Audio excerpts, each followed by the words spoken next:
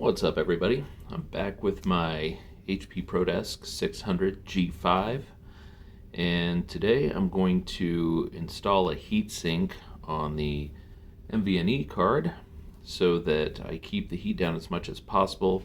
This unit is something I'm going to be using for a Batocera build to do some video game emulation. So, got the heatsink here, as you can see, with my NVMe. And the first thing I've done is put the thermal stripping in on both sides here, and just need to peel back the other sticky protection on here, and then pull that one back as well. And you can see how it's got the looped end, so we're just going to try to get that lined up as best as we can. It doesn't need to be perfect.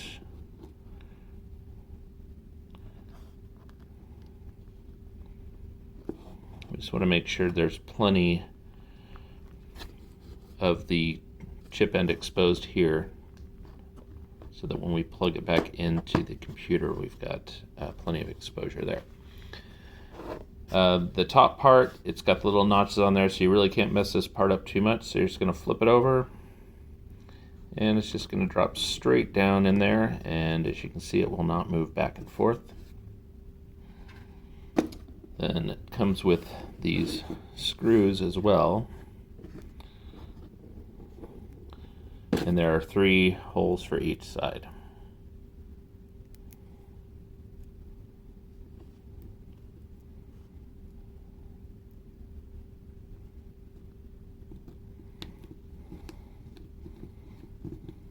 Once we get these screwed in, we will get that installed into the computer, reinstalled, and it should be a nice, perfect fit.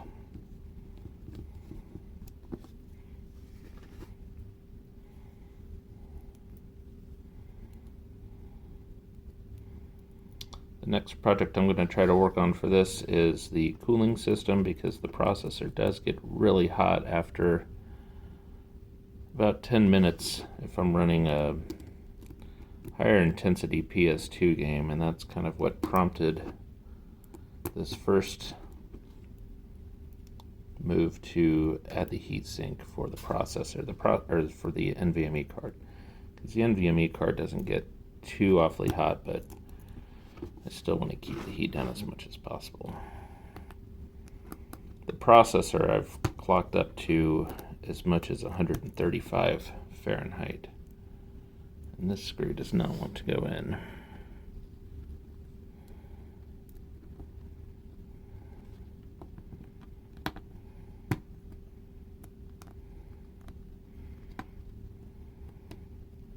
There it goes.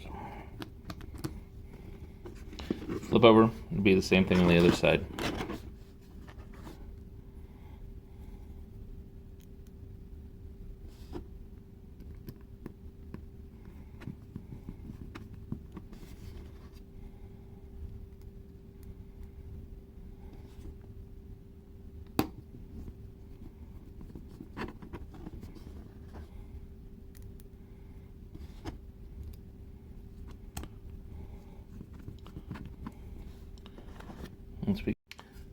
I've got the screw for the drive to actually connect to the motherboard here. So we'll just take that and get that into place.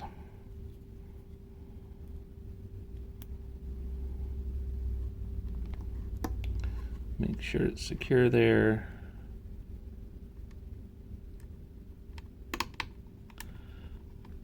And then we just get that in place. And as you can see, perfectly installed. And so this should give me a slight bit of cooling on the NVMe. And then the next thing will be to work on cooling the processor a little bit more. Thanks for watching. We'll see you next time.